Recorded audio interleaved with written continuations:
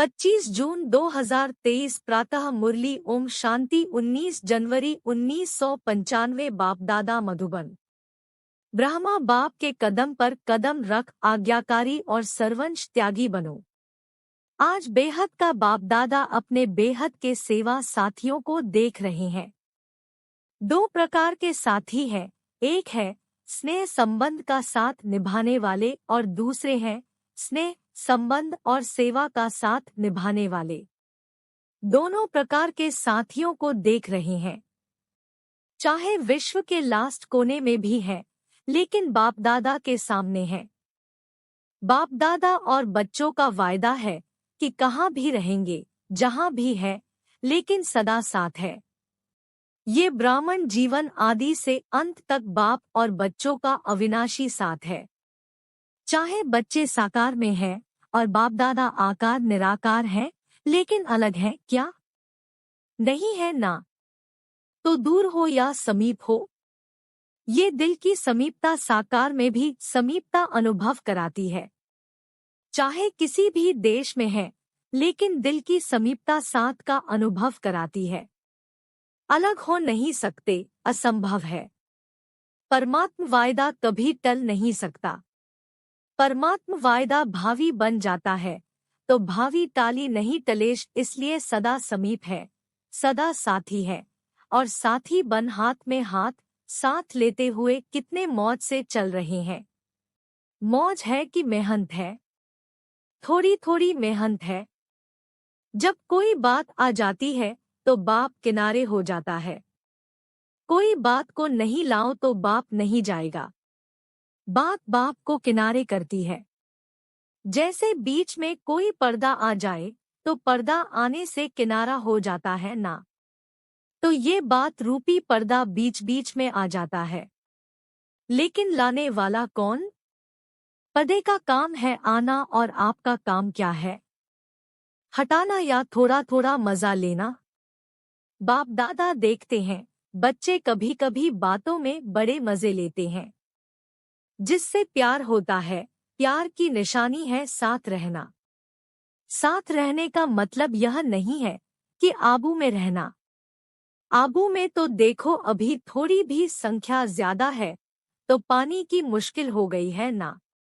तो साकार में साथ रहना नहीं, लेकिन दिल से साथ निभाना। अगर दिल से साथ नहीं निभाते तो मधुबन में होते भी दूर है और लास्ट देश में रहते भी दिल से समीप है, तो वो साथ है। इसीलिए बाप दादा को दिलाराम कहते हैं, शरीर राम नहीं कहते। तो दिल बाप में है ना।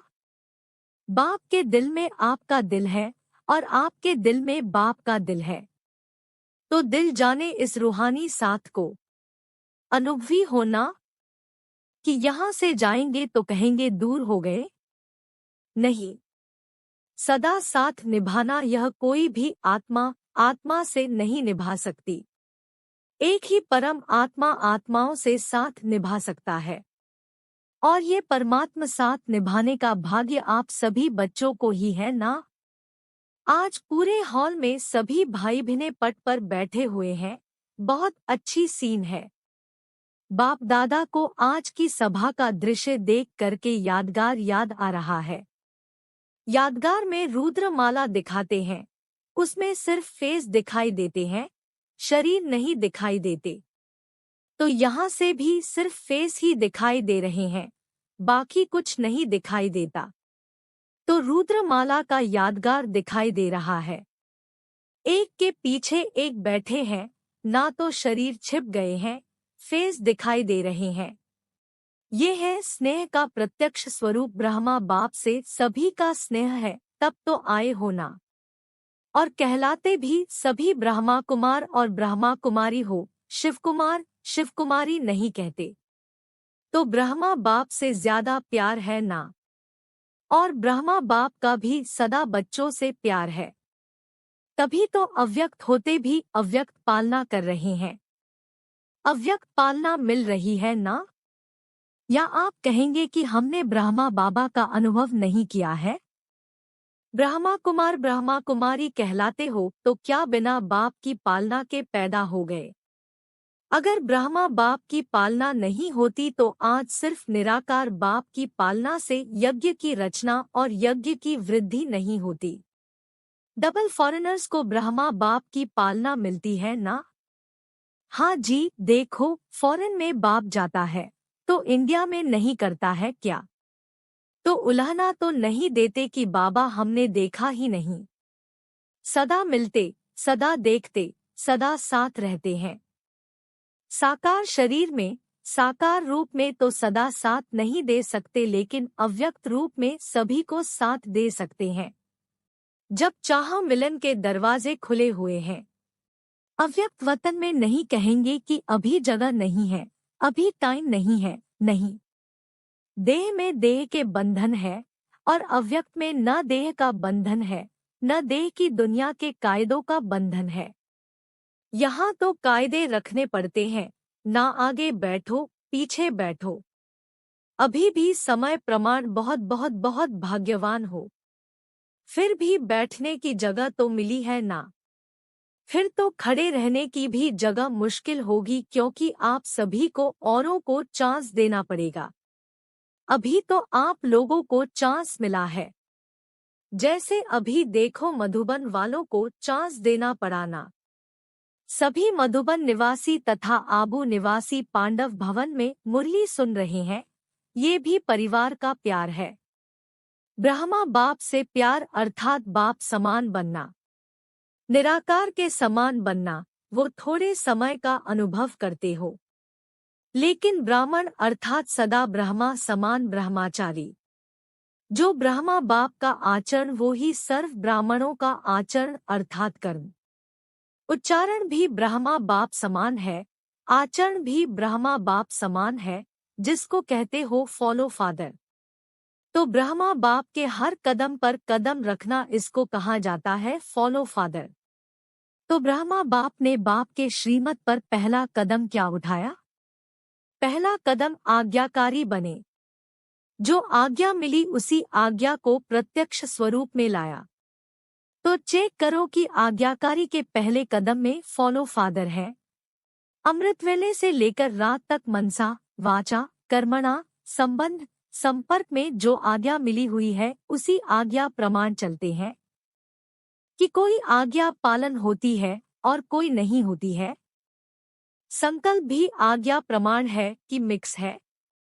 अगर मिक्स है तो फुल आज्ञाकारी है या अधूरे आज्ञाकारी। हर समय के संकल्प की आज्ञा स्पष्ट मिली हुई है। अमृतवेले क्या संकल्प करना है ये भी स्पष्ट है ना। तो फॉलो करते हो कि कभी परमधाम में चले जाते हो और कभी निद्रालोक में चले जाते हो। हर कर्म में हर समय कर्म पर कदम है। बाप का कदम एक और बच्चे का कदम दूसरा हो तो उसे आज्ञाकारी नहीं कहेंगे ना। चाहे परमार्थ में चाहे व्यवहार में, दोनों में जो जैसी आज्ञा है वैसे आज्ञा को पालन करना। इसकी परसेंटेज चेक करो। चेक करना आता है तो पहला कदम आज्ञाकारी बने। इसलिए आज्ञाकारी को सदा बाप की दुआएं स्वत मिलती हैं और साथ साथ ब्राह्मण परिवार की भी दुआएं हैं। तो चेक करो कि जो भी संकल्प किया, चाहे स्व प्रति, चाहे सेवा के प्रति, चाहे स्थूल कर्म के प्रति या अन्य आत्माओं के प्रति, उसमें सबकी दुआएं मिली। क्योंकि आज्ञाकारी बनने से सर्व की दुआएं मिलती हैं और यदि दुआएं मिल रही है तो उसकी निशानी है कि दुआओं के प्रभाव से दिल सदा संतुष्ट रहेगी, मन संतुष्ट रहेगा। बाहर की संतुष्टता नहीं लेकिन मन की संतुष्टता। और मन की संतुष्टता यथार्थ है, वामिया मिट्ठू है। इसकी निशानी अगर यथार्थ रीति से यथार्थ आज्ञाकारी है, दुआएं हैं तो सदा स्वयं और सर्व डबल। अगर डबल लाइट तो समझो मन की संतुष्टता नहीं। बाप की व परिवार की दुआएं भी नहीं मिल रही है। परिवार की भी दुआएं आवश्यक है। ऐसे नहीं समझो कि बाप से हमारा कनेक्शन है, बाप की तो दुआएं हैं, परिवार से नहीं बनता, कोई हर्जा नहीं। पहले भी सुनाया कि माला में सिर्फ युगल दाना नहीं है, उससे माला नहीं बनती। तो माला में आना है, इसलिए पूरा लक्ष्य रखो कि हर एक आत्मा मुझे देखकर खुश रहे, देख करके हल्के हो जाए, बोझ खत्म हो जाए। तो दिल की संतुष्टता व आज्ञाकारी की दुआएं स्वयं को भी लाइट और दूसरे को भी लाइट बनाएंगी। इससे समझो कि आज्ञाकारी कहाँ तक है। जैसे ब्रह्मा बाप को देखा हर एक छोटा बड़ा संतुष्ट होकर खुशी में नाचता। नाचने के टाइम तो हल्के होंगे ना, तभी तो नाचेंगे ना। चाहे कोई मोटा है लेकिन मन से हल्का है तो भी नाचता है, और पतला है लेकिन भारी है तो नहीं नाचेगा। तो बोल ऐसे हो जो स्वयं भी अपने आप से संतुष्ट हो और दूसरे भी संतुष्ट रहें। ऐसे नहीं, हमारा तो भाव नहीं था, हमारी तो भावना नहीं थी, लेकिन भाव और भावना पहुंचली क्यों नहीं? अगर सही है तो दूसरे तक वायरेशंस क्यों नहीं जाता है? कोई तो कारण होगा ना। तो चेक करो दुआओं के पात्र कहाँ तक बने हैं। जितना अभी बाप और ब्राह्मण आत्माओं की दुआओं के पात्र बनेंगे उतना ही राज्य के पात्र बनेंगे। अगर अभी ब्राह्मण परिवार को संतुष्ट नहीं कर सकते तो राज्य क्या चलाएंगे? राज्य को क्या संतुष्ट करेंगे? क्योंकि ब्राह्मण आत्माएं आपकी रॉयल फैमिली बनेंगे, तो जो फैमिली को संतुष्ट नहीं कर सकते वो प्रजा को क्या करेंगे? संस्कार तो यहाँ भरना है ना कि वहाँ योग करके भरेंगे, यहाँ ही भरना है। अगर वर्तमान ब्राह्मण परिवार में कारण का निवारण नहीं कर सकते, कारण कारण ही कहते रहते हैं, तो जहाँ कारण है वहाँ निवारण शक्ति नहीं है। अगर परिवार में निवारण शक्ति नहीं तो विश्व के राज्य को क्या निवारण करेंगे? क्योंकि आपके राज्य में हर आत्मा सदा निवारण स्वरूप है। वहाँ कारण होंगे क्या? जैसे अभी राज्य सभा में कारण बताते हैं, ये कारण है, ये कारण है, ये कारण है। वहाँ ऐसे राज्य दरबार होगी क्या? वहाँ तो सिर्फ खुश खैराफत पूछेंगे। सिर्फ दरबार नहीं है लेकिन बहुत अच्छा मिलन है। तो कारण कहकर अपने को दुआओं से वंचित नहीं करो। ब्रह्मा बाप ने कारण को निवारण किया, इसीलिए नंबर 1 हुआ। बाप दादा के पास सभी के कारणों के फाइल ही इकट्ठे होते हैं। सभी के फाइल है, किसका छोटा किसका बड़ा फाइल है।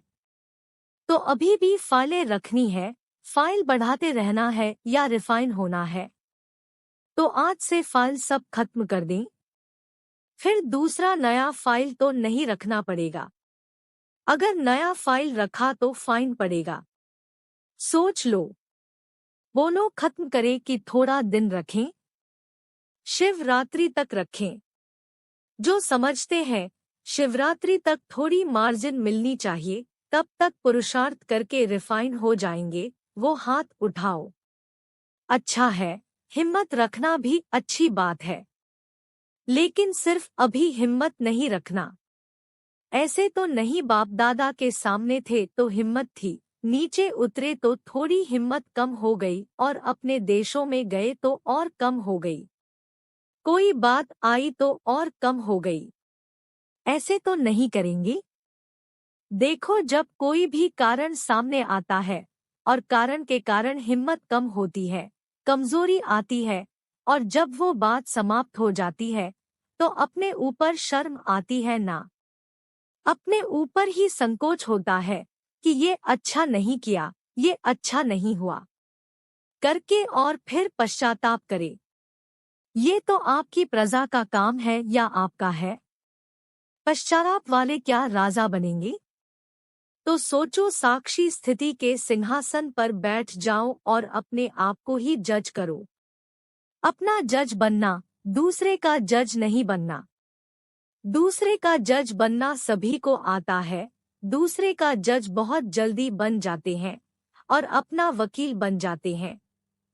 तो साक्षीपन के सिंहासन पर अपने आप का निर्णय बहुत अच्छा होगा। सिंहासन के नीचे रहकर जज करते हो तो निर्णय अच्छा नहीं होता।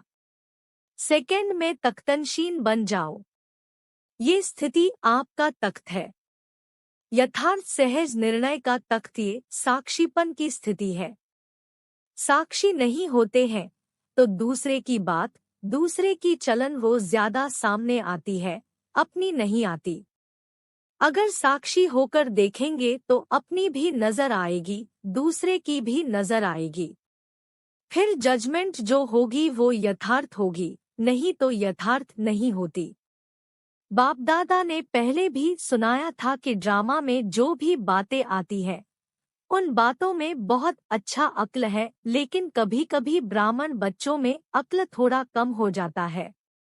बात आती है और चली जाती है, लेकिन ब्राह्मण बच्चे बात को पकड़कर बैठते हैं। बात रुकती नहीं, चली जाती है, लेकिन स्वयं बात को नहीं छोड़ते।